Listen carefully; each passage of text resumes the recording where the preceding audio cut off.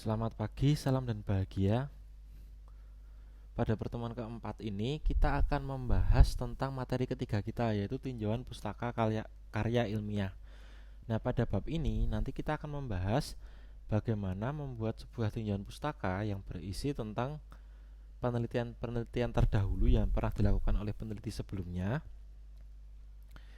Dan pembahasan ini bertujuan untuk menemukan gap penelitian atau perbedaan antara penelitian yang akan Anda lakukan dalam sebuah karya ilmiah dengan penelitian yang pernah dilakukan oleh orang lain sebelumnya. Nah, perbedaan di sini nantinya bisa berupa metode yang berbeda atau objek yang berbeda. Jadi, kalau kita meneliti terutama di level S1, itu kan kita menyelesaikan sebuah masalah dengan sebuah metode. Nah, di suatu masalah itu pasti ada objek permasalahan atau objek yang diteliti dalam sebuah penelitian dan akan diselesaikan masalahnya itu dengan suatu metode. Sehingga pada penelitian itu tinjauan pustaka itu bertujuan untuk menyatakan bahwa penelitian Anda itu mempunyai metode yang berbeda atau mempunyai objek yang berbeda. Misalkan seperti ini. Anda boleh meneliti sebuah penelitian itu berbeda objeknya, metodenya sama, objeknya berbeda, atau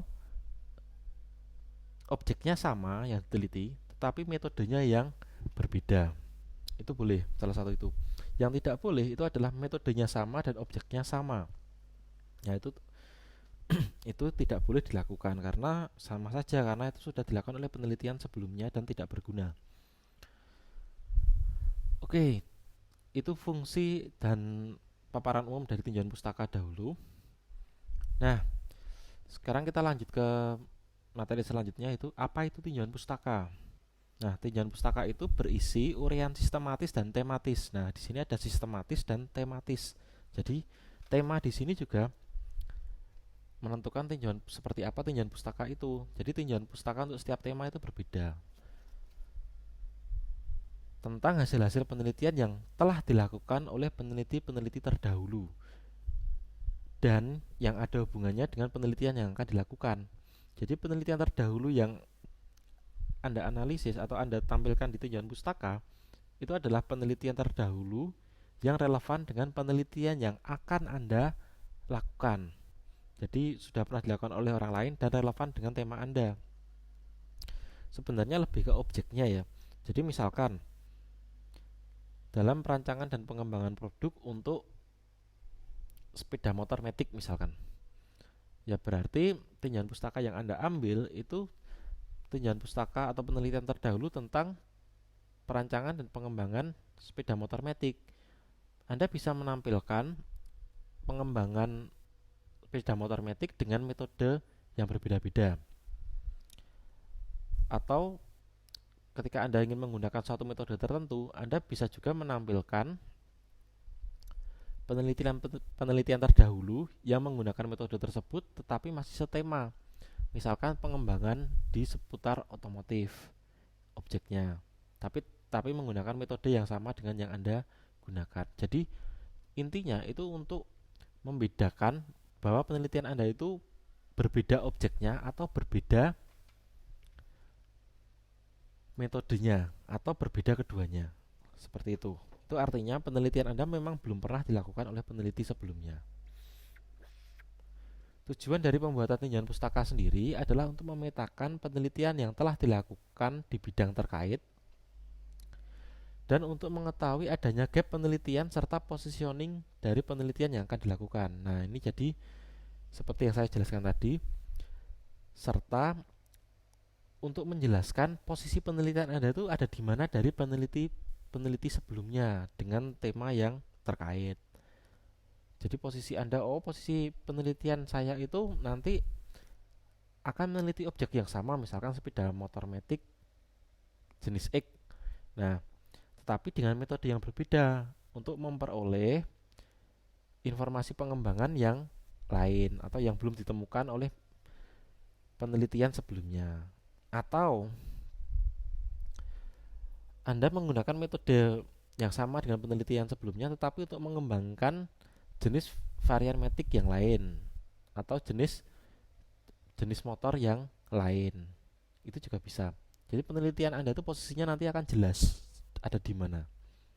Kemudian fakta-fakta yang diungkapkan sejauh mungkin diambil dari sumber aslinya. Jadi sumber penelitian aslinya bisa berupa jurnal penelitian atau laporan penelitian, tetapi usahakan yang telah terpublikasi minimal nasional. Nah ini ya. Jadi yang Anda ambil itu misalkan Anda mengambil penelitian terdahulu untuk tunjangan pustaka dari laporan KP. Boleh tidak? Nah, boleh tidaknya itu ditentukan dari laporan KP tersebut sudah pernah dipublikasikan belum. Kalau belum pernah ya berarti tidak boleh. Tetapi kalau sudah pernah dipublikasikan entah dalam bentuk jurnal atau yang lain, berarti itu boleh. Jadi intinya itu pernah dipublikasikan. Nah, untuk mengetahui suatu penelitian itu pernah dipublikasikan atau belum, Anda bisa menggunakan fitur dari Google yang namanya Google Scholar atau Google Cendekia. Nah, ketika Anda masuk Google, Anda masukkan Google Google Scholar, nanti akan keluar. Anda masuk ke sana, Anda masukkan penelitian-penelitian yang sesuai dengan atau yang relevan dengan penelitian yang Anda lakukan. Nanti akan keluar penelitian-penelitian yang dapat digunakan sebagai tunjangan pustaka penelitian Anda. Yang keluar di sana itu sudah pasti pernah dipublikasikan karena sudah masuk ke Google Scholar. Seperti itu. Kemudian minimal penelitian terdahulu untuk KP itu sesuai buku pedoman KP itu ada 3. Tetapi ya usahakan lebih ya, minimalnya 3, tapi usahakan lebih. Karena kalau 3 itu sebenarnya belum begitu menggambarkan posisi penelitian Anda. Ya paling enggak 4 atau bahkan 5 itu lebih baik. Kemudian di panduan TA itu minimal sekitar 6 penelitian. Kalau bisa juga lebih. Dengan mencantumkan sumber dengan baik dan benar sesuai dengan aturan penulisan daftar pustaka. Nah, jadi ketika Anda menampilkan penelitian terdahulu, sertakan sumbernya. Setelah Anda sertakan sumbernya, itu tulis di daftar pustaka sesuai format di panduan KP atau panduan TA. Nah, penelitian terdahulu itu usahakan yang terbaru. Jadi untuk bidang teknik ya paling enggak 5 tahun sebelum Anda melakukan penelitian sampai sekitar 5 tahun itu masih relevan lah. Nah, dan usahakan itu Anda prioritas pada jurnal yang internasional. Itu lebih baik. Walaupun tuntutan skripsi tidak sampai situ, tetapi ketika Anda mengambil dari penelitian dari jurnal internasional itu akan lebih baik karena sifatnya lebih global. Ya paling enggak ada 1 atau 2 itu lebih baik. Nanti sisanya dilengkapi dengan jurnal yang nasional atau publikasi yang nasional. Oke, kemudian penulisan tinjauan pustaka dituliskan dalam urean deskriptif. Jadi nanti bentuknya urean paragraf-paragraf seperti itu ya. Nanti satu paragraf bisa memuat satu penelitian terdahulu. Dan antar paragraf itu harus nyambung satu sama lain dan juga dihubungkan dengan penelitian Anda. Jadi Anda tidak hanya menjelaskan saja, tapi dihubungkan juga dengan penelitian yang akan Anda lakukan. Nah, lalu formatnya itu mencakup latar belakang penelitian terdahulu, tujuan penelitian terdahulu, objek penelitiannya, metode yang digunakan di penelitian terdahulu, hasil dan kesimpulan dari penelitian tersebut. Nah, ini misalkan ada 6 penelitian yang Anda acu sebagai tunjangan pustaka. Ya berarti Anda memaparkan 6 latar belakang, 6 tujuan, 6 objek, 6 metode dan hasil serta kesimpulan dari penelitian terdahulu. Nanti ini bersifat ringkas saja. Satu penelitian, satu paragraf. Tapi mencakup ini ya, jangan ada yang terlewat agar informasinya nanti bisa rinci. Kemudian dari penelitian terdahulu itu Anda jelaskan keterkaitannya dengan penelitian yang Anda lakukan. Jadi tidak hanya Anda jelaskan seperti format ini saja, tetapi juga Anda hubungkan dengan penelitian yang akan Anda lakukan. dan juga keterkaitan satu sama lain. Oh, si A pernah meneliti ini, hasilnya seperti ini. Si B pernah meneliti ini dengan metode ini, hasilnya seperti ini. Si C seperti ini. Lalu penelitian yang akan saya lakukan itu seperti ini. Nah, itu Anda hubungkan. Jadi tidak hanya paragraf-paragraf yang kalau dibaca nanti kesannya seperti terpisah satu sama lain, tapi harus saling berhubungan untuk memaparkan perbedaan atau gap dengan penelitian yang hendak dilakukan. Oke, ini ya formatnya, ini saya cetak tebal dan saya garis bawah ya. Harus ada semua komponen dari format ini. Karena dari laporan KP yang pernah dibuat oleh kelas Anda itu biasanya formatnya tidak jelas. Jadi formatnya dia asal saja menyebutkan atau asal saja membuat format untuk mendeskripsikan penelitian yang pernah dilakukan. Agar nanti lebih jelas itu gunakan format ini. Jadi semuanya ada latar belakang, tujuan, dan seterusnya ini. Oke, kita lanjut. Bagian paragraf terakhir pada tinjauan pustaka itu nanti menjelaskan tentang penelitian yang Anda lakukan, penelitian yang akan Anda lakukan. Dan apa perbedaannya dengan penelitian terdahulu yang pernah dilakukan oleh peneliti-peneliti sebelumnya. Terutama mencakup pada perbedaan objek dan metode yang digunakan. Karena intinya Anda itu menjelaskan kalau penelitian Anda itu berbeda objek atau berbeda metode atau berbeda keduanya untuk tema terkait. Kemudian bagian akhir tinjauan pustaka. Jadi setelah paragraf yang poin ini ya, itu mencantumkan state of the art. Nah, ini bentuknya nanti tabel ya, seperti tabel 61 nanti ada contohnya. Yang memuat inti dari masing-masing penelitian terdahulu dan penelitian yang hendak dilakukan untuk mempermudah melihat gap dan positioning penelitian Anda.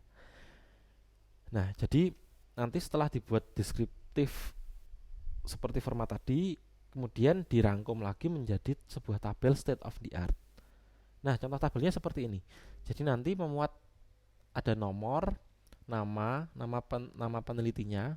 Nah, untuk nama ini nanti nama yang ditulis di sini adalah nama seperti Anda melakukan literasi ya. Jadi nama belakang peneliti. Kalau nama belakangnya satu ya nama belakang satu orang itu. Kalau nama belakangnya dua, sebutkan keduanya, siapa dan siapa. Kalau penelitinya lebih dari tiga atau lebih, itu berarti nama belakang peneliti pertama, penulis pertama. Kemudian penulis lain tidak perlu ditulis, hanya perlu ditulis DKK saja. Kemudian di sini tahunnya, tahun penelitiannya. Kemudian objek penelitiannya apa dan metode yang digunakan dalam penelitian tersebut apa. Kemudian di akhir tabel ini nanti disebutkan penelitian Anda. Disebutkan penelitian Anda itu nama Anda, nama belakang Anda, tahun penelitian Anda, objek penelitian Anda, dan metode yang akan Anda gunakan. Seperti itu. Jadi selain deskriptif yang ada di sebelumnya ini, itu pembaca juga dapat melihat secara singkat uraiannya seperti ini. Oh, metodenya yang berbeda penelitian yang akan dilakukan itu. Oh, objeknya yang berbeda dengan penelitian terdahulu, dan seterusnya. Oke, langsung ke contoh saja. Jadi tadi kan ada format, latar belakang, tujuan, metode, hasil, dan kesimpulan. Nah, di sini itu di paragraf pertama itu jangan langsung memberikan sesuai format ini, tetapi berilah kalimat pengantar dulu. Jadi seperti ini misalkan, sebelum penelitian ini dilakukan, telah ada beberapa penelitian sebelumnya terkait permasalahan land balancing. Jadi nanti temanya ini land balancing ya. Beberapa dari penelitian tersebut antara lain penelitian yang telah dilakukan oleh Junaidi dan Angga tahun 2017 membahas terjadinya bottleneck pada salah satu stasiun kerja bagian produksi pembuatan body bus di perusahaan karoseri Laksana sehingga mempengaruhi output yang dihasilkan di bawah target pihak manajemen. Nah, ini latar belakangnya. Kenapa penelitian perlu dilakukan? Karena outputnya tidak sesuai dengan target manajemen atau di bawah target manajemen. Tingkat efisiensi tenaga kerja dan mesin produksi yang masih rendah di perusahaan ini sebagai akibat dari tidak seimbangnya beban kerja antar stasiun kerja. Nah, Yang di stabilo merah ini adalah latar belakang dari sebuah penelitian terdahulu. Jadi setelah kalimat pengantar, kemudian latar belakang Anda paparkan. Penelitian ini bertujuan untuk meningkatkan efisiensi lintasan produksi sehingga akan berdampak pada output produksi body bus. Nah, ini tujuannya dipaparkan secara jelas. Penelitian ini bertujuan untuk, seperti itu ditegaskan tujuannya untuk apa. Kemudian sebutkan metode yang digunakan di penelitian terdahulu. Metode yang digunakan dalam penelitian itu maksudnya penelitian terdahulu yang Anda ungkapkan atau Anda deskripsikan di tinjauan pustaka. Metode yang digunakan dalam penelitian ini yaitu menggunakan ring positional weight atau RPW. Penelitian ini dilakukan dengan cara mengukur efisiensi lini produksi pada kondisi aktual dan membandingkan dengan hasil pengukuran untuk kondisi usulan menggunakan metode RPW. Nah, berarti metodenya menggunakan RPW. Kemudian dijelaskan sedikit tentang aplikasi dari metode tersebut untuk menyelesaikan masalah. Kemudian hasil yang diperoleh dengan metode ini adalah meningkatnya efisiensi lintasan produksi dari 72,39% menjadi 91,16%, dan balance delay juga menurun dari 27,61% menjadi 8,84%. Nah, ini merupakan hasilnya. Jadi hasil itu diungkapkan sebisa mungkin dengan angka. Jadi jelas ya, hasilnya jelas dan spesifik. Apanya yang meningkat, apanya yang menurun, apanya yang diperoleh. Ya tentunya ini merupakan hasil dari metode RPW. Karena hasil itu merupakan output dari metode. Kemudian kesimpulan. Penerapan hasil penelitian ini, jadi hasil penelitiannya itu dibuat menjadi saran perbaikan atau saran untuk meningkatkan efisiensi atau untuk meningkatkan kapasitas produksi. Kemudian dihasilkan peningkatan efisiensi pada lintasan tersebut. Output produksi dapat ditingkatkan dari 20 unit per bulan menjadi 21,6 unit per bulan. Nah, berarti hasil penelitian ini ketika diterapkan itu dampaknya jelas meningkatkan dan berguna bagi perusahaan. Seperti itu. Ini contoh paragraf pertama dalam memaparkan suatu tinjauan pustaka. Nah, nanti untuk paragraf kedua, penelitian selanjutnya itu Anda jelaskan tapi tanpa kalimat pengantar. Jadi, tapi Anda hubungkan kalimat pengantarnya itu sebenarnya ada tapi berbeda dengan ini. Untuk menyambungkan antara paragraf ini dengan paragraf selanjutnya, untuk menyambungkan penelitian ini dengan penelitian yang lain, seperti itu. Misalkan penelitian selanjutnya dilakukan oleh Panuju DKK 2018 yang membahas tentang penerapan konsep penyeimbangan lini dengan metode RPW pada sistem produksi penyamakan kulit di PT Tong Hong Tannery Indonesia. Nah, berarti metodenya sama tetapi objeknya beda dan seterusnya. Nanti bisa Anda baca sendiri secara detail. Formatnya sama, jadi dia tetap menggunakan format yang sudah saya berikan tadi. Nah, ini ya, mungkin objeknya masih tersirat, tapi ketika Anda bisa memaparkan objeknya secara lebih tersurat, itu lebih baik. Objek pada penelitian ini adalah seperti itu, lebih baik lagi. Oke, nanti ini ada contoh-contohnya. Kemudian penelitian selanjutnya dipaparkan seperti ini. Nanti bisa Anda baca sendiri secara lebih detail. Nah, ini menggunakan 3 metode dan sebagainya. Penelitian selanjutnya ini. Nah, tadi dipaparkan ya di sini ya. Pada bagian terakhir, pada paragraf terakhir, tinjauan pustaka menjelaskan tentang penelitian yang akan dilakukan dan apa bedanya dengan penelitian terdahulu yang pernah dilakukan peneliti-peneliti sebelumnya, terutama mencakup pada objek dan metode yang digunakan. Nah, contohnya seperti ini. Ini paragraf terakhirnya ya di tinjauan pustaka. Penelitian ini memilih menggunakan metode RPW sebagai tool peningkatan efisiensi lini produksi dari kondisi aktual guna mengurangi waktu menganggur atau idle time di rumah pemotongan ayam PT DEE karena permasalahan yang diangkat oleh peneliti setipe dengan permasalahan yang ada pada penelitian-penelitian terdahulu. Jadi diungkapkan metode apa yang akan digunakan untuk tujuan apa. Selain itu, semua metode yang digunakan untuk menyelesaikan permasalahan keseimbangan lintasan pada penelitian terdahulu, yaitu menggunakan metode RPW, metode Mugyong, metode Gilbreth-Webster, jika dilihat dari aspek line efisiensi, balance delay, hingga smoothness index-nya, memperoleh hasil persentase yang hampir sama. Ada beberapa yang menunjukkan hasil perhitungan line balancing pada metode RPW lebih baik dari metode lainnya. Nah, ini selain menjelaskan perbedaan objek dan metodenya, itu juga menjelaskan kalau metode RPW itu dipilih karena memberikan hasil yang lebih baik untuk permasalahan serupa. Kemudian, rangkuman dari keseluruhan posisi penelitian dapat dilihat pada tabel 2.1 state of the art sebagai berikut. Nah, ini saya ambil dari kakak kelas Anda di laporan KP-nya. Nah, ini pemaparannya lumayan bagus ya. Nah, kemudian ini state of the art-nya, contoh state of the art-nya. Jadi ini ditampilkan setelah deskripsi tinjauan pustaka tadi, karena ini merupakan rangkumannya. Nah, ini nomornya harusnya habis setelah 2, 3, dan 4 ya. Ini dia menggunakan 4 penelitian terdahulu. Penulisan namanya seperti ini, 2 peneliti, 3 atau lebih, 2 peneliti, dan sebagainya. Tahunnya. Kemudian objek penelitiannya, ini ada lintasan produksi perakitan, lintasan produksi penyamakan kulit, line welding, kemudian lintasan produksi pump packaging, dan sebagainya. Objeknya berbeda-beda.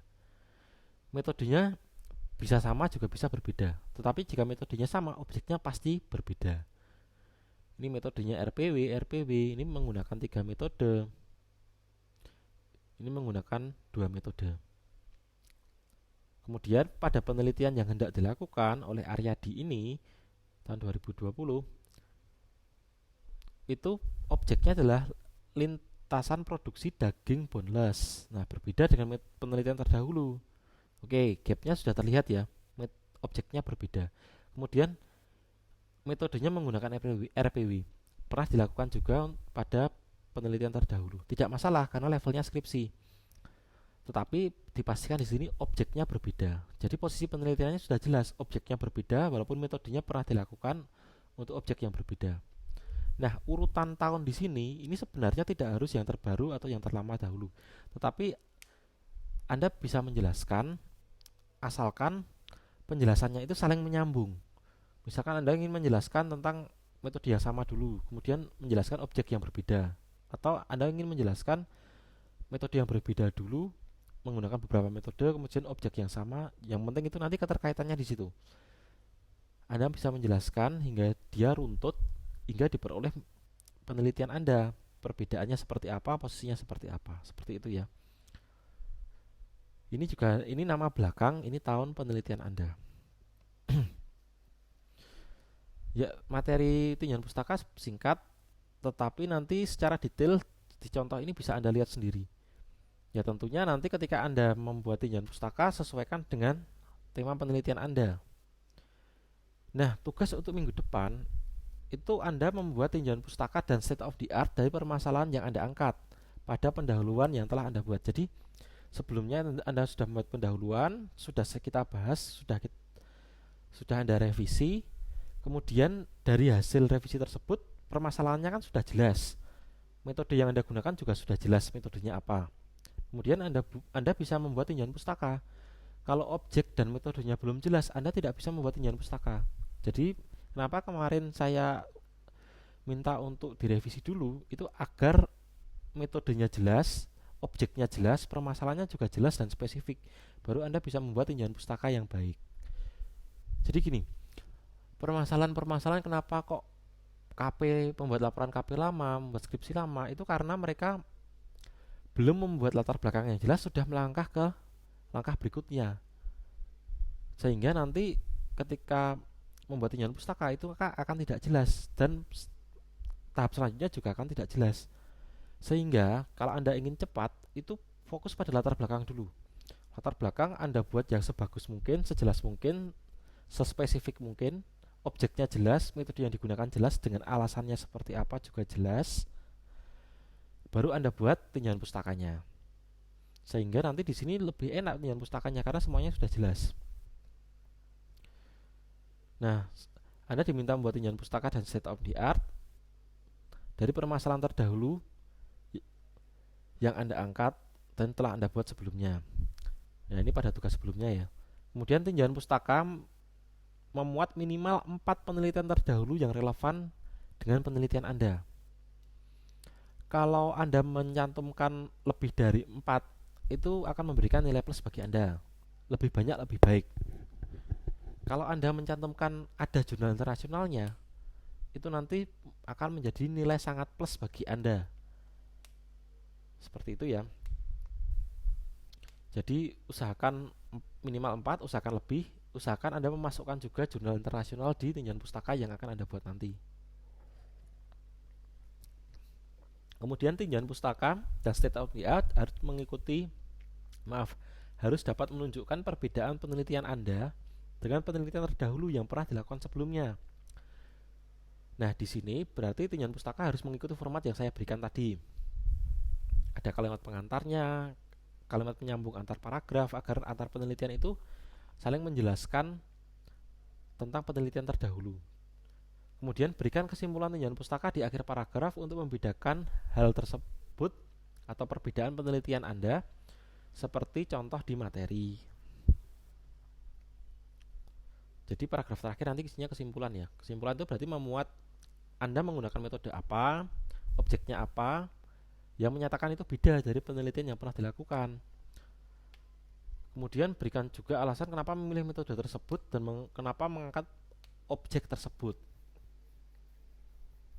Kalau di contoh tadi, Aryadi tadi, itu karena metode yang digunakan itu menghasilkan hasil yang lebih baik dari penelitian-penelitian terdahulu. Seperti itu.